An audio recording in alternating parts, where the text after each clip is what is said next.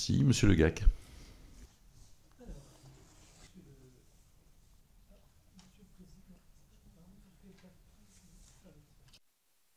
Bien, Monsieur le Président, Messieurs les directeurs, c'est vrai que je ne pensais pas commencer par là, mais Monsieur Ramos vient de s'exprimer d'une manière sincère, probablement.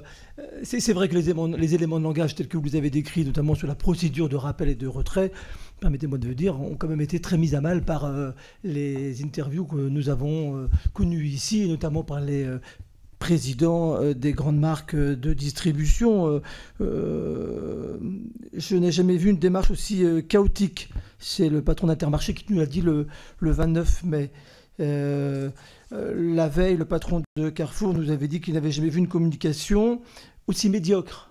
Donc c'est vrai, en écho avec ce que vous dites ce matin, où la méthode, la procédure était parfaitement suivie, c'est quand même contradictoire. Bien, mais ce n'est pas ça dont je voulais vous interroger ce matin, c'était sur vos relations, vos rapports avec les laboratoires. Parce que je pense, encore une fois, on n'est pas encore à la conclusion de nos travaux, mais que là est le nœud du problème de cette crise.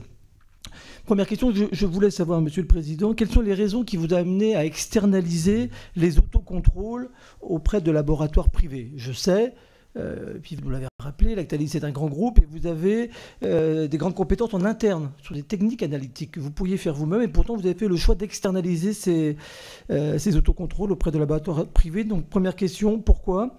Est-ce que c'est une question de responsabilité transférée vers un tiers, vers un laboratoire? Est-ce que c'est une question de coût? Est-ce que c'est une question de technicité? Deuxième question, vous avez donc fait le choix d'externaliser. Est-ce que vous pouvez nous dire un peu plus comment vous avez choisi votre prestataire?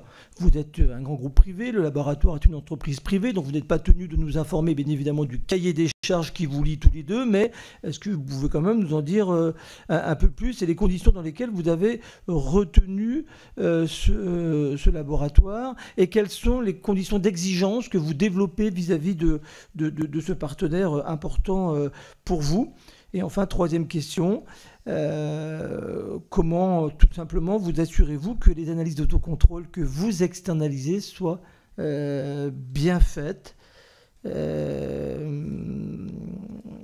que vous n'avez qu'un seul sous-traitant d'ailleurs, ou est-ce que ce laboratoire travaille avec d'autres laboratoires? Et puis aussi une question très, très pratique, est-ce que c'est le personnel de votre établissement qui assure les prélèvements transmis à ce laboratoire, ou est-ce que c'est le laboratoire lui-même qui fait ces prélèvements? Merci. Merci, Monsieur Le Gac. Monsieur